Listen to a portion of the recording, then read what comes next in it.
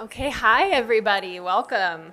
Thanks for being here with us this afternoon. My name is Dexter Carlson. I'm on the programming team here at MIA, and it's really nice to see all of you, and we are thrilled to have LJ here with us today to talk about his epic journey creating, curating, and sharing mind-bending sports and art mashups, and it's really nice to have such a full house here too.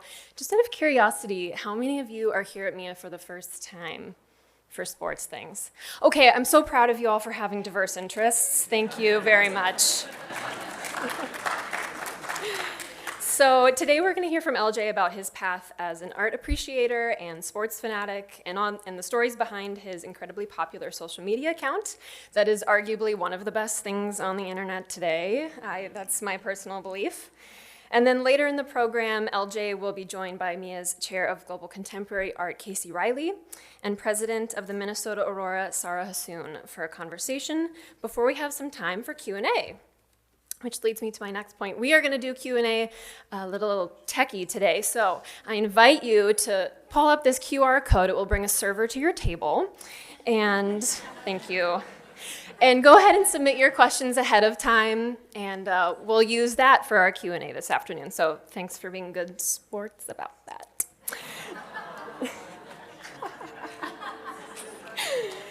To wrap things up, if you have a copy of your own Art But Make It Sports book here with you, or you forgot and you'd like to purchase one, we do have them for sale out in our Regis Court, which is the space just outside of the auditorium. You can pick one up after the talk today, and then LJ will also be out there to sign copies. So you can get his signature in your one-of-a-kind Art But Make It Sports book. Okay, without further ado, a little bit more about our speaker. LJ Rader is the founder and one-man operation behind the social media account Art But Make It Sports, which has, I think, nearly 1 million followers across all of his platforms, over almost 10,000 subscribers on Substack. If you're not subscribed, highly recommend.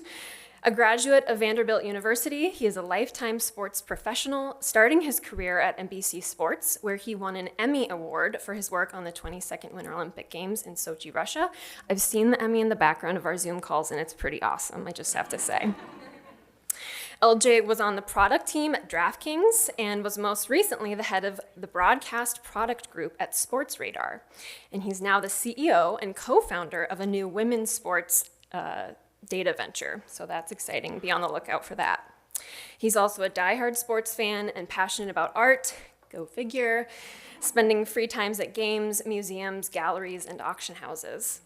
In addition, he's recently become obsessed with propagating plants, as well as dipping his toes into art collecting. He lives in New York City with his wife, son, and their dog, Rosie. Shout out to the ASPCA, his words. His book, Art But Make It Sports, Epic Matchups Where Art and Sports Collide, came out in March of 2026 and features more than 170 moments in modern sports, masterfully paired with their fine art doppelgangers.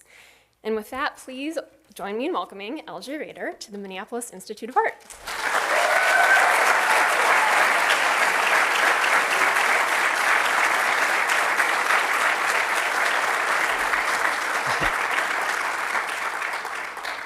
Hello, everybody. I get kind of nauseous public speaking, so if I throw up, it's not my fault. But actually, looking out, I think I recognize half of you from work, so super exciting to see familiar faces and be here. So amazing crowd. The room's basically full, so this many people coming to hear me talk is definitely humbling and exciting. I figured I'd add an agenda to make it look like I know what I'm talking about. I don't. This whole thing's kind of improv, so gonna have fun with it. Also gave me an excuse to use a Kandinsky, who is one of my all-time favorite artists.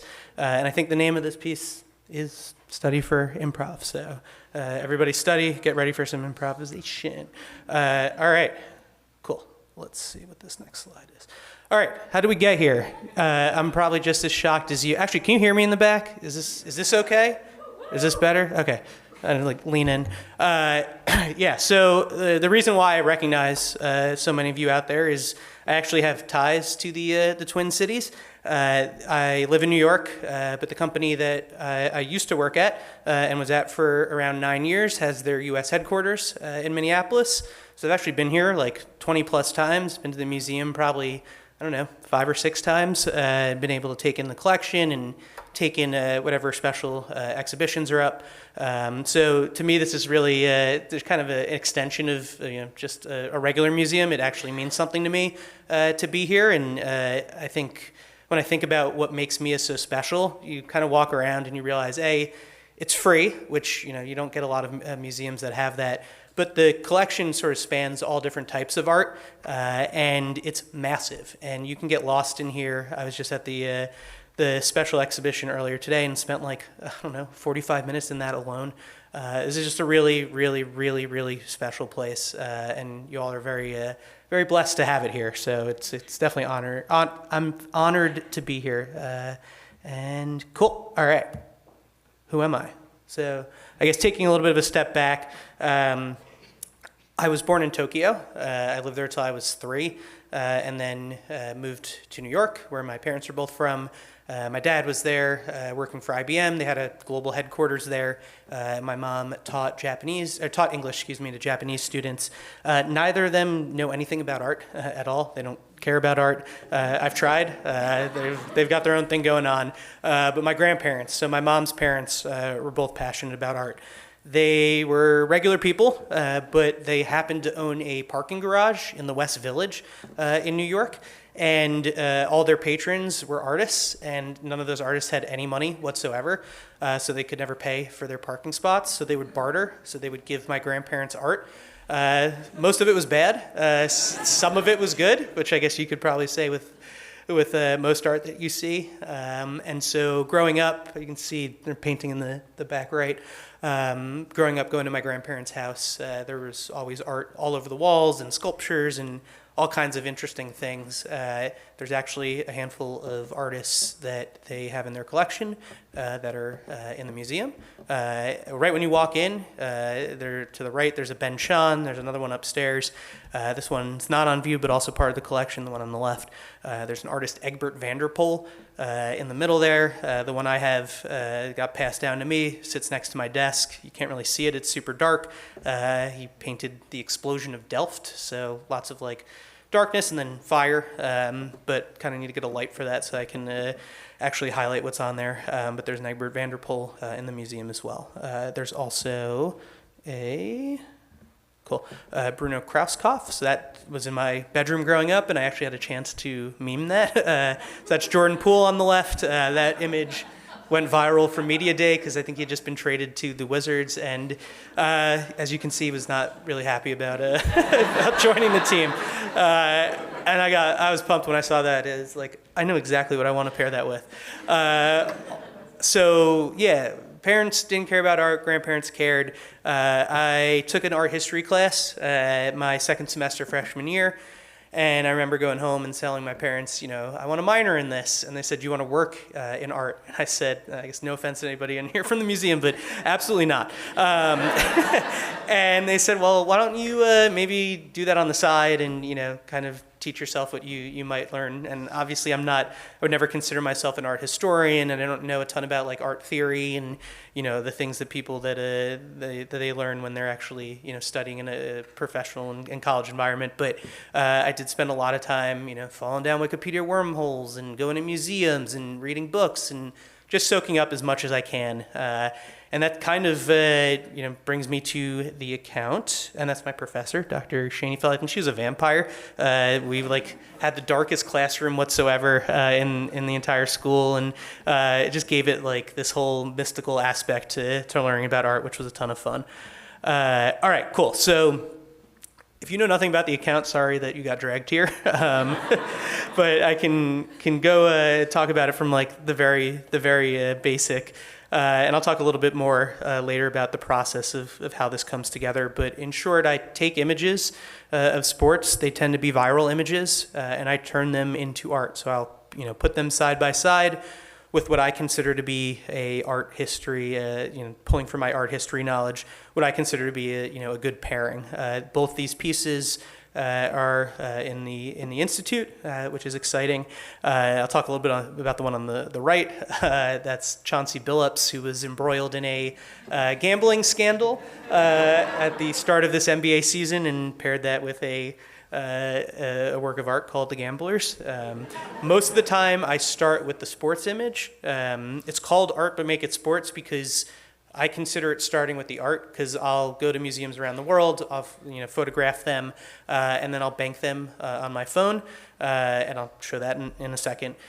So for me, it's like referencing the art to figure out what matches with the sports. But I tend to start on the day-to-day with the sports image. So the one you see on the left, that happened in a live game. A bunch of people tag me on social media. I see it, and then I'm like, okay, I want to pair that with the denial of St. Peter. And that tends to be how the process works. I get tagged in things. People send me stuff. Photographers will send me the images that they shoot, and then I come up with comparisons for them. That's not how it started, though. So when I first started in 2019, it was like posting to my personal account. I would just go to museums, photograph things, and I would just give them stupid captions, like right on top of the image. This video that I'm going to play is like, I guess, exclusive. This is from when I went to the Musée d'Orsay. I did one when I went to the Louvre in 2019, and this is from like my Instagram stories. So I'm a Knicks fan, so a lot of it's Knicks themed.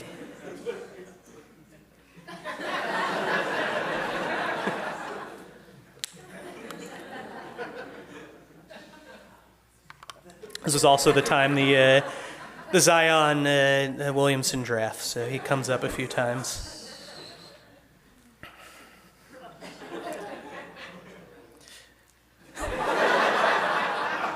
There was actually somebody, I gave a talk in Chicago 2 days ago. There was somebody from the Utah Jazz there, so that didn't go over very well. But,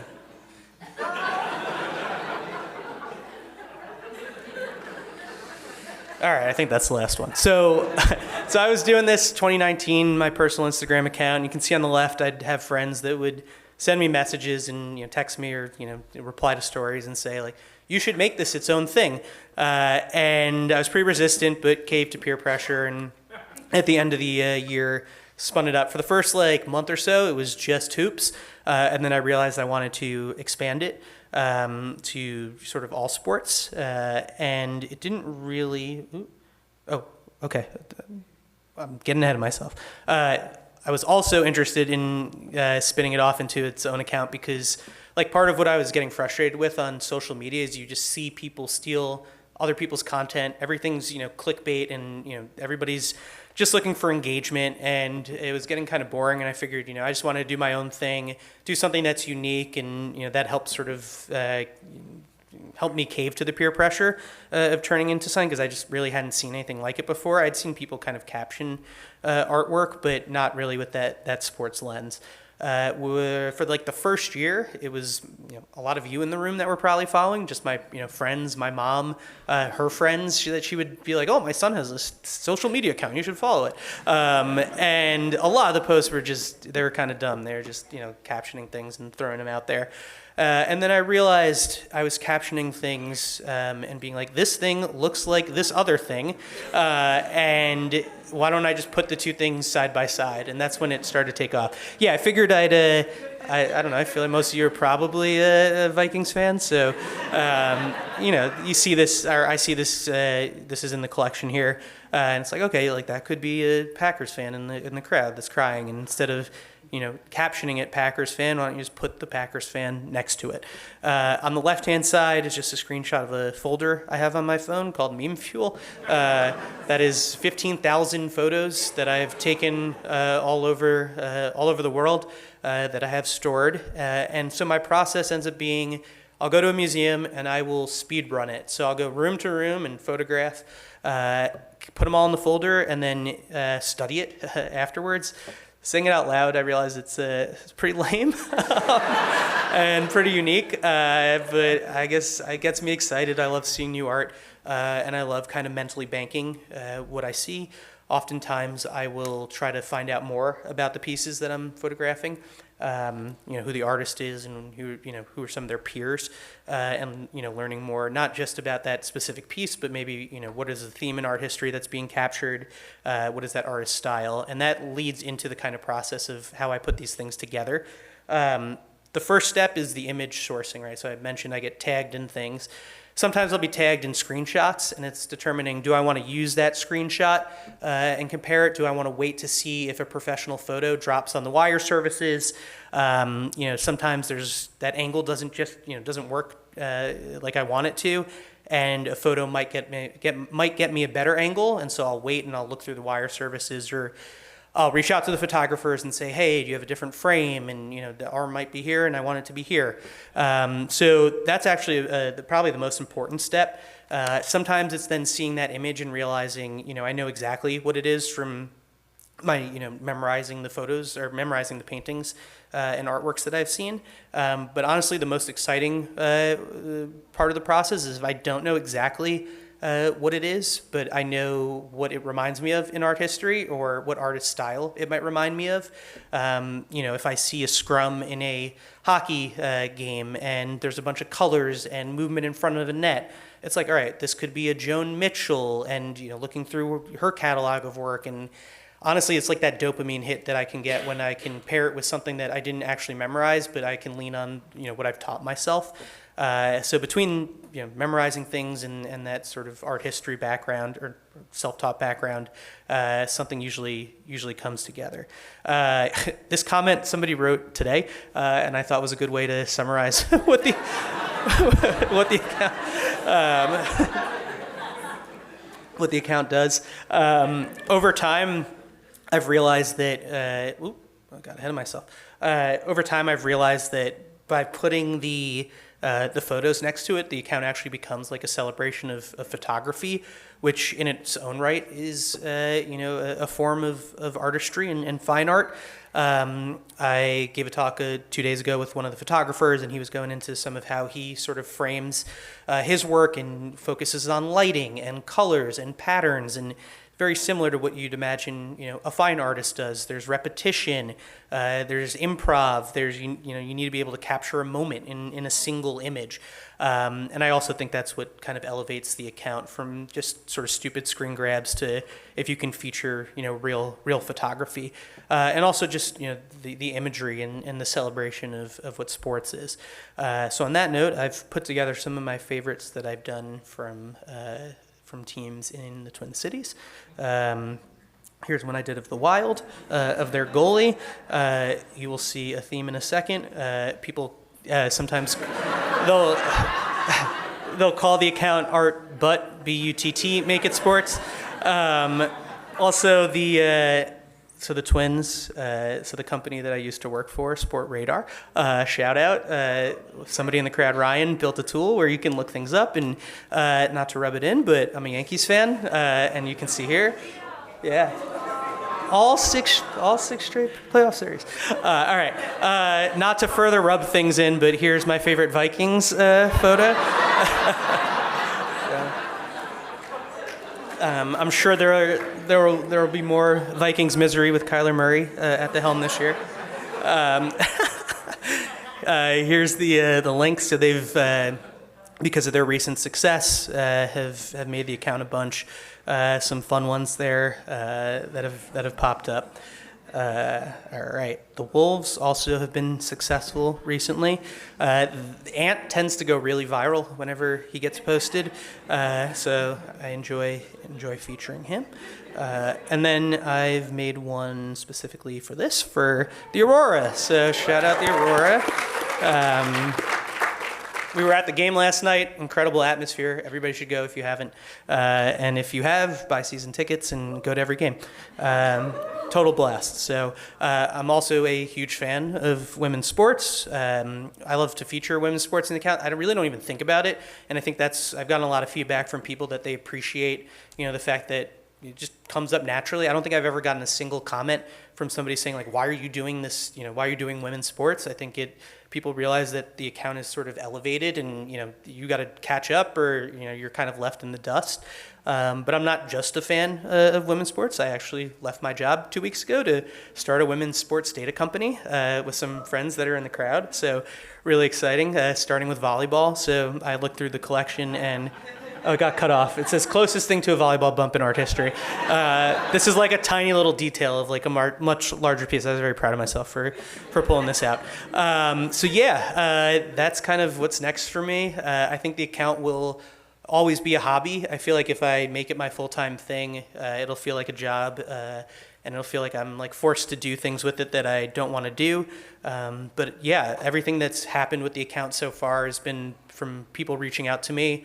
Shout out to Dexter, who reached out and kind of put all this together, organized everything, was incredible to work with, and the museum was so accommodating, and the fact that like sports has breached the doors of like a hallowed institution is always fun to see, and really cool to see everybody that's come out. So yeah, that's a little bit about me and the account, and now we're going to do a panel discussion. I made a little meme for it. This painting is actually really, like, this is dumb, but it's really cool to see in person. Like, the light in the gallery hits it just right, and like these figures look like photorealistic. So Casey and Saara are going to join me, and we're going to talk a little bit about art and sports. So thank you.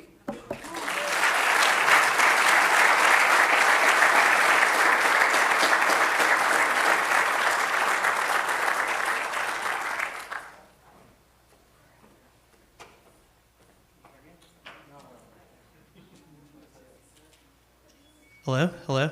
Also, I was like packing, and I took a bunch of jeans that had holes in them, and I had bought new jeans to bring specifically there, so I got my sweatpants, but hopefully they don't look too ridiculous up here. You look great. You do. Very sporty. Just fishing for a compliment, thank you. We're full of them, right, Saara? We are. I think you sell yourself short. I think you are, as your account, you're funny, you're intelligent, you are helping all of us either learn about sports or learn about art, depending on which side of the aisle you came from, and it's fun to hear you speak about the process. Thank you. Totally amazing to hear you talk about the process. And I have to say, in 15 minutes of enlightenment, I especially appreciated you talking about how you walk through museums. And I'm going to tell you a very dirty secret in the curatorial world. That's often what curators do too. Well, like if we're on a trip to, Madrid, we're like, okay, do we have 35 minutes? Yeah, let's go to the Prado. And you'll just like run through and take all pictures of all the Velázquez so that you can say like, okay, I did it. Yeah, so I don't, and it ends up helping me because I've like memorized the artwork based on where I took it. It's really weird, but I can like turn a corner and be like, I photographed that thing there. But I guess another secret is like I don't use AI at all for any of the matchups and like the creative process. Yeah. Which is crazy that like people even like, for me, the fun in it is the actual comparison. So to think that I would use a tool to do it just doesn't really make sense. Yeah, it's cheating, and it's like cheating myself because I enjoy it. But I use Google Lens to get the information about each piece. So like the artist name, the title, because that saves me from having to photograph the nameplate, and it saves me from the space in my phone of having that next to it. And so, yeah, museums do a really good job of like indexing their collections, and then I can very easily pull. And Google Lens also finds every version of that artwork. Like if I've photographed it, I can helps get the information on the artwork. But for a sports image, it also lets me find the highest resolution version of it online. So sometimes people like take a low res, and I can use Google Lens to get the high res, and that ends up helping out. So yeah, I guess it's a form of AI, but I don't use it for like the creative process. Right. You're using a reference. Yeah. No, and I think, I can vouch for it. I was sitting next to LJ last night at the Aurora game, and I always thought when I was kind of seeing these on social media that at the very least it probably took you a while. You were looking through pictures, had multiple matchups to kind of see what art was the best. I have to tell you, it was instantaneous. I watched him sit next to our photographer, and our photographer, Dan, was like, what about that picture? And he's like, Google this piece of art, and popped it up, and it just crazy the way your mind works. And I think for me, I'm curious to kind of hear a little bit more about that. Do you have a preference for the order in which you do things? Do you like to see a picture and then, find the challenge of the art that pops into your head? Do you have certain pieces of art in your catalog that you're like, I want to find a picture that works for that one? Yeah, I have. So when I go through my folder, I'll favorite things. So I have a separate folder of artwork that I know at some point I want to use. just because they feel sporty. I have one that looks like LeBron that, eventually, if LeBron's never going to retire, so it's going to come up at some point. But I guess it also just depends on where I'm posting it. So if it's just like with friends and family, it's fun to have them just, I don't know, they'll send like pictures of kids and stuff, and I can, do like Saturn devouring his son. Like, look, your kid is this, and it gets a good laugh, and I can kind of, keep an editorial bar that's here. If it's, posting to the account, I want to have a much higher editorial bar. So it does really depend. But yes, I can kind of do it rapid fire, and it's fun. It is fun. And I think, obviously selfishly, I want to talk a little bit more about that women's sports angle and those pieces. Hearing that you're starting this data company in volleyball and women's sports, I think is amazing. I would love to hear a little bit more about what is it about women's sports that drew you into that space that kind of both from an art and from the account perspective keeps you going back, but also from a professional perspective, exciting to hear. Yeah, I'm just a junkie for watching anything that's competitive, as long as my team's not in it. If my team's in it, shout out to the Knicks, I get really nauseous and I can't watch, so it ends up just not really working out. But yeah, to me, women's sports is the same as men's sports, and anything that you have, groups of people that are competing, I want to consume, and I want to, ultimately bring it into the account. So I've never really thought of there being a real difference. Obviously, there's nuances in, women's hoops is a little bit different than men's hoops, but that ends up being arguably more artistic and more interesting sometimes to post. So yeah, I've always just kind of considered them the same. And then to your question on sort of how that translates to the company, it is hard, right? Men's sports have been in the spotlight for, since the beginning.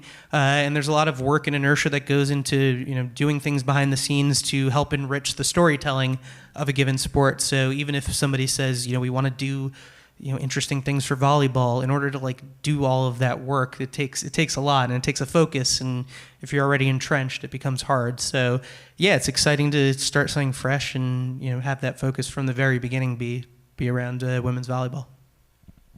Yeah, well, we're all about women's sports here. And I wanted to say, too, that I really appreciated your shout out to Mia as a place that's accessible and free to all, and the kind of inclusivity that you stressed about your practice overall. And when you were talking about the evolution of the account and how it started as something that was labeling art but with sort of sports terms, so you had to kind of know something on both sides, it seems like the account now is something that's accessible to everyone, because you can either know about the team or the moment that's happened, or you can recognize the art, and there's that instantaneous kind of dopamine hit.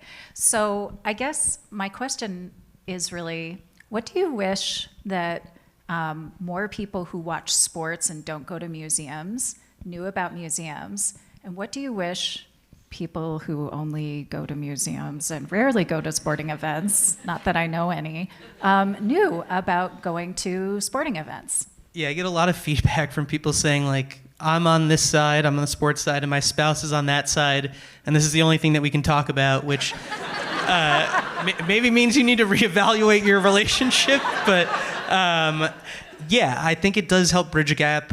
One of the reasons, I obviously enjoy making the posts, but one of the reasons why I keep the account going is I also hear a lot from educators being I'm a teacher, and I use the account to, bring art history to my students, and maybe they don't even know about sports, but because visually it matches and it's fun and it's humorous often, it helps bridge that gap. And I think, to answer your question about the museum aspect, I don't know, museums I think are, historically at least, I thought of museums as pinky up and intimidating, and you gotta whisper, and nobody, it's not that. You go, museums have constantly changing exhibitions, and they're catering to the community. The MIA does an incredible job featuring, local artists and the history of the state and area, and it's, I don't know, it's meant for you to go and potentially be loud, and there's kids' rooms, there's yes, everything for everybody. And I think sort of, breaking that wall and that stigma around it,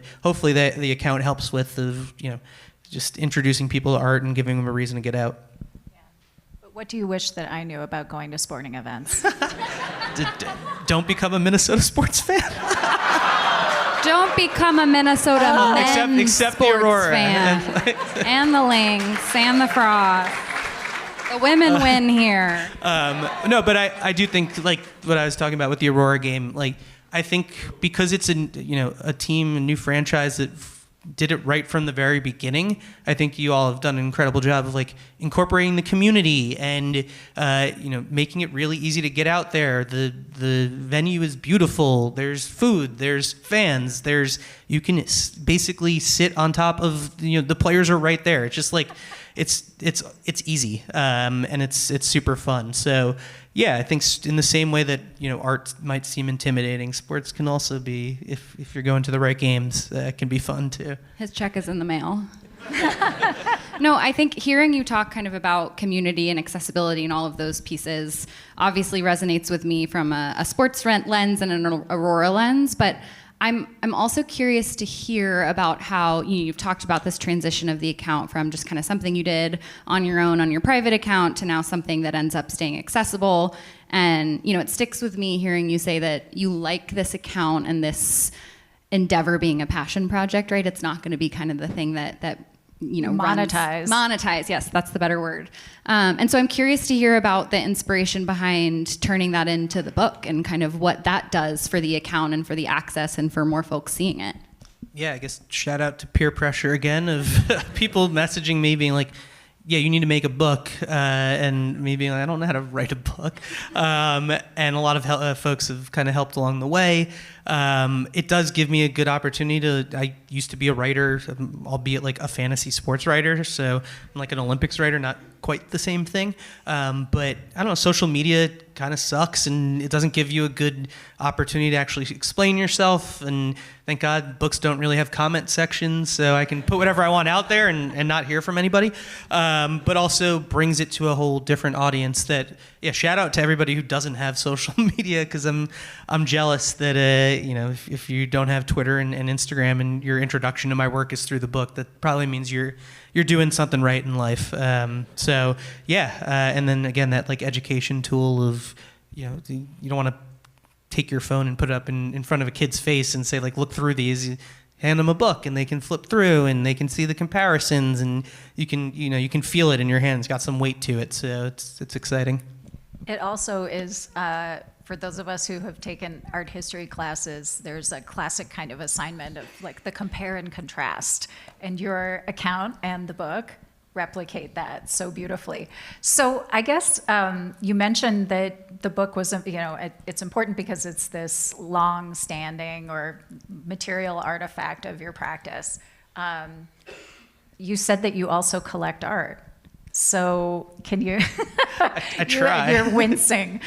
Tell me. I mean, I also wear a hat as a contemporary art champion here at MIA. So I'm curious, like, how are you navigating the market, and what do you collect? My finances are frozen at the moment. My wife has told me no more art because I left my job, so that's fair. But no, so honestly, like one of my favorite places in the world is Sotheby's, is the auction houses in New York. And I think there's like this stigma around the auction houses of, yes, there's a component of it where they're auctioning off, millions and millions of dollars. And there's all these sort of inner workings of the art political world that maybe I get to be a little bit separate from. But they give you a chance to sort of see art and understand the market and just kind of watch auctions and learn stuff. And then the art that I like to collect is just people that I come across from the account and artists, and it's nowhere near the amount of money that is flying around in these auction houses. But I think it's a good way to, support the creation of art as much as I can, and then that becomes cyclical and kind of feeds the practice. I like sports art. Go figure. So there's a lot of that in our apartment, and that's just been fun to like going to shows and just seeing new things. So. Do you collect photographs? I don't think I collect books that have photographs. So one of the photographers that I become friends with is a guy, Nat Butler. Who we spoke together at Sotheby's a few weeks ago. Nicest guy in the entire world. He's been photographing the NBA for 40 plus years. He wrote a book, and he actually helped me make the book basically financially possible by telling the image provider like, okay, hook it up for LJ. So That's that was great. Yeah, so I like sports photography books. I don't think I have anything hanging in the apartment though. But Okay, someday. so future foray. Need the business to everybody support the business and then blow up. No, and I love hearing you talk about kind of that middle ground between art and sports and photography as art. And I'm curious to hear a little bit about perhaps the relationship that you have with those sports photographers. You talk about, what the account does for them, for their visibility. At least from my experience, sports photographers are thrilled to be featured on your account. How do you see that relationship? Kind of how do you see your positionality in all of that? Yeah, it's been a really fun aspect of how the account has evolved and kind of morphed. I think I've heard that it's kind of the equivalent of getting a Sports Illustrated cover back in the day, which is a cool comparison. And yeah, so I'll always make sure to I won't use an image that doesn't have photographer credit, just because to me it's like, all right, if I'm putting a they are just as much an artist as the Van Gogh, right? They've the work that went in. Yes. Yeah, so attribution's important, and then I'll tag them, and inevitably they'll accept the collaboration request, and then their followers see it, and then they'll share those stories. So whenever I feature somebody's photo, everybody gives them shout outs and I get to see them. And so it kind of snowballs and becomes really exciting. And I'm always getting them sending me their kind of best shots, or usually it's like them sending their friends best shots. Be like, you have to feature, my buddy, this photo's viral. But yeah, it's really cool to celebrate photography. We were at the game yesterday and kind of just going through images. There's so much more that goes on behind the scenes to take an image that gets captured. There's editing, there's the selection process, there's knowing how to frame it and where to put it, and knowing the stories that are unfolding in a given game. I was talking with a photographer, and he talks about learning the team styles, and does this team throw deep, and where do I need to position myself, and learning all the different lighting in the venue so that you get the right shot at the right time. And it's like, all right, if these people are, they're putting in this practice and work, and then somebody just gonna steal their image is ridiculous. So yeah, I think it's a cool angle to incorporate in. I'm wondering if we have questions from the audience. Oh, one more? Okay. Well, I have another photography question, and I've noticed with your other account, Art But Make It Now, you've started using photographs in conjunction with fine art photographs. We don't really make those distinctions anymore, but yeah, something that might be in a museum collection in conjunction with a recent photojournalistic photograph. So can you talk about whether or not fine art photography, or however we want to term it, might make its way into that account?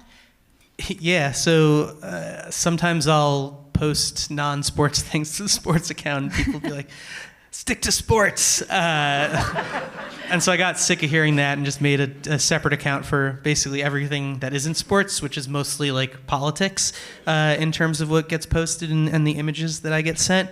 Yeah, I think there's a whole other, obviously it's photojournalism, and there's a whole other aspect of what goes into capturing incredible shots that feature, the day-to-day and politics and everything that isn't sports.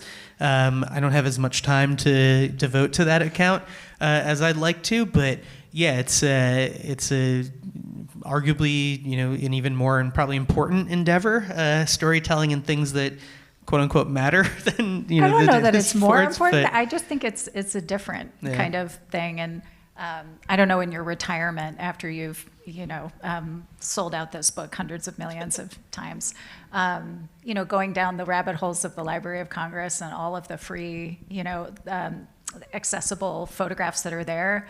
I would love to see what your brain did with that material. Yeah, that was a fun part about writing the book too, is if I were to post, I don't know, Willie Mays' catch on the day-to-day on the account, people would be like cool, why are you doing this? What? So there usually needs to be a tie-in to what's going on at that moment. But the book gives you a chance I can post whatever I want. And so yeah, being able to look through old photos and having an excuse to feature them is fun. All right. I think we're ready for some audience questions. Yes, I have collected quite a few, and I'm just standing up here because we'll be recording these questions in case you want to relive this moment at home later. I guess the first question that we'll start off with is from Katie. Katie, feel free to give a shout out when you hear your question. How do you combat the thought that AI is part of what you do? I guess I kind of don't think about it much anymore. It's just kind of depressing. I think there's extremely important applications and conversations to be had around AI. I think when you talk specifically about like the creative aspect, and there's people out there that support using AI for like, excuse me, I'm getting emotional. For creative endeavors, it becomes a little bit of a more harrowing conversation. So yeah, I just kind of put it off to the side and don't really think about it anymore. Every once in a while, I'll like call somebody out on Twitter, and then that goes viral and people gang up on the person saying it, so that's exciting, but yeah. Okay. You spoke a little bit about this in your presentation and kind of on the tour earlier, but can you talk about using just like a smaller section of a piece of artwork like the volleyball bump? Is that easier or is that harder in your process? It's kind of the same in the sense that sometimes I see images, like paintings, and I'll know that I want to memorize certain components of it. Like we talked about the Garden of Earthly Delights and how that's, 100 paintings in one. And so for me, I'm like mentally thinking about each aspect of that triptych is, its own, 30 plus scenes and vignettes. And that ends up being like people are like, oh, you used the Garden of Earthly Delights before. Like that's got so much going on. That's cheating. It's like kind of the opposite, I think, because like there's so much going on that I'm like able to pull something even smaller. So I enjoy doing that. If I may, you can say in the future, I'm just looking closely. Yeah, exactly. That's called close looking. Exactly. That's being an attentive observer. So being able to balance the speed running through a museum while also picking up on the details. Okay, Doug is asking you, are there any works of art that you really want to use but keep holding on to in reserve for just the right moment? Yeah, Doug, you can find me after. I'll show you the LeBron. It looks just like LeBron in this like hairstyle. It's just like it's so perfect, but I just haven't found the right Bron photo. So, but yeah, I mean, there's a whole separate because I favorite the artwork, so there like goes into a little separate area of stuff that I know that someday is going to absolutely come up. Do you ever have post regret? Yeah. Sometimes I'll like see like months later, like, oh, that would have been so much better. But we move on. So. Sorry, Sarah, I think I jumped in. Oh, I was just going to say, have you ever considered feeding the art to one of your photographer buddies and saying, look, like, this is what I want. Genius. I know you photograph LeBron. Can you help me out? Or does that feel like cheating? Sounds like that's sounds like there's an Aurora Arba Make a Sports Club in the You future. just tell me and we will get it done. Let's do it. Okay, what's the most viral post you've ever had for Arba Make It Sports? I think like Ant in the playoffs. I'm trying to think which one. There's the one I had on the slide of the El Greco funeral scene. That one blew up. Like NBA playoffs are huge on Twitter. They're just I don't know, something that brings out the community there, and that's what ends up getting the account a lot of attention. Is like when it's large events and everybody's logged in at the same time. If I can like put my stupid little post out there for 5 minutes after the thing happens, and then it ends up getting the most traction. Honestly though, like a lot of my favorite posts like are ones that don't get a ton of attention because maybe there's like a little bit more of the nuances and layers. So it tends to be like the lowbrow stuff that like the art but make it sports ones. It's like all right, cool, but yeah, those end up going a lot more viral. Luca also he gets a lot of attention. So like I also think because like hoops is just so international that everybody like I can post something that's baseball and only like idiots and nerds like myself care. But you post hoops and it goes global. So. Well, on that note, we had a couple of questions submitted. Do you get DMs from athletes or teams after maybe a post of yours has gone viral? Every once in a while, the one that sticks out. Andre Drummond randomly slid into the DMs and he was like, "Do one for me, bro."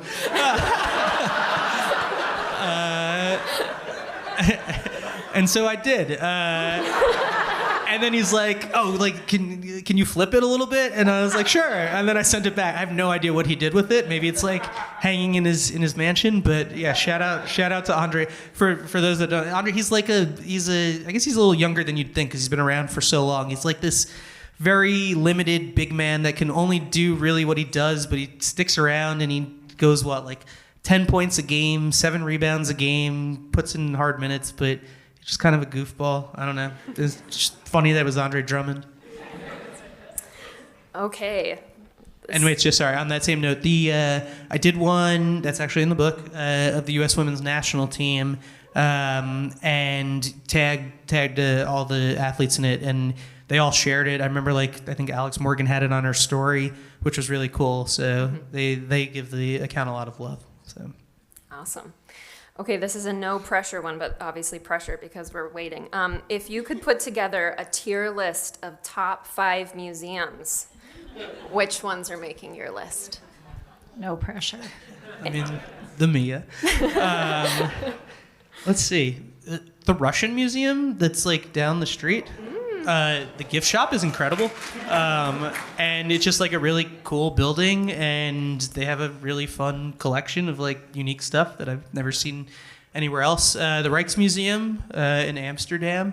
I tend to like museums that cover everything because they're really fun to be able to speed run, because then I can pick up a little bit of everything. The Frick collection in New York. They just had a renovation, and the new space is incredible, and they got a lot of good stuff. Yeah, maybe I have to give that one a little bit more thought. The Morgan Library in New York is unique. I guess it's like a museum, but it's more you're going for the architecture angle. I think you need to give the Isabella Stewart Gardner Museum some love. I was there last week. Really? I brought my 8-month-old niece. Okay. Shout out Clara. She stayed in her stroller and ate her snacks and didn't say a peep and had a blast. Amazing. So yeah, that I think of that also as it's a museum, but it's also just incredible space, right? And the architecture and the history there. The MFA we did too, and that was great. So, yeah, and honestly, it's whatever the Musée d'Orsay in Paris, I guess, is a little obvious, but it's great. And whatever the next museum that I get to see that I've never seen is also always fun. So. I just think I love that you called out the Russian museum here, and I think when you're traveling, just going to any museum, don't worry about whether it's the right museum or the best museum. Just go to a museum and you will get a sense of that city and that place. And I guess also go to a women's sporting event when you're there. I would agree with that one. Okay, well, you shared on your account that you share a lot of modern sports images, right? They're a little bit more in the moment. But for your book, you were able to go into some maybe archival imagery. How did you go about selecting those images? That's a great question. Looking back, I wish I had taken the book seriously. It was the book's cool. You should buy it. It's an inside thought. It was also Shout out to everyone who's already purchased it. It's more that I just a lot of stuff going on, and I wrote it and found images. I wish I had more mental runway to have really given it a ton of thought. I tried to spread out just in terms of a little bit of everything, in terms of the sports, the athletes, the types of artists. I wasn't able to use art from the last 100 years because it's not in the public domain. I tried, and they were like, "Give us $5,000 for this one image." I was like, no. I wish I could, but that sort of threw a wrench into the kind of process. So I organized it by sport and not by decade of art or era of art. But yeah, I tried to use iconic images that I know people would be pissed if I didn't use. So Willie Mays, Brandi Chastain are in the book. A lot of Olympic stuff, just because those kind of have some weight to them. And I'm an Olympics junkie. So yeah, I would love to, if enough of you buy it, write a sequel and be able to pick even more images. But yeah, Getty was really helpful for making it possible and letting me look through the archives and kind of pick whatever I wanted. So. Well, you've been here since 10 a.m. this morning, so that's a museum fan. Is there any? Yeah, I got here early so I could see all the new stuff here. It's great. So everybody should go check out the new exhibition after the talk. And on that note, is there any artwork that you photographed today for future use? Yeah, I guess this also gets into like both the editorial bar and like what gets featured, right? The artwork that's on display now. Maybe talk a little bit more about it, like sensitive topics and time period in history. So you got to be kind of careful on what gets referenced. When we were on the tour, I tend to avoid landscapes when I go room to room, just because they're not really going to come up all that often. But I like look to my left and there's this landscape, and in the middle of the landscape there's this like guy doing a headstand. So I took a photo of that, and that'll definitely come up at some point. Because I did schedule release with the Atlanta Falcons, and they sent me a Bijan Robinson. He's doing a headstand, and I had to use from Bruegel's children's games, and it wasn't quite the right headstand, and it made me upset. But now that you asked about the regrets, now I have the perfect headstand to reference next time. So. Okay, someone is just requesting, can we get a Rory but make it art?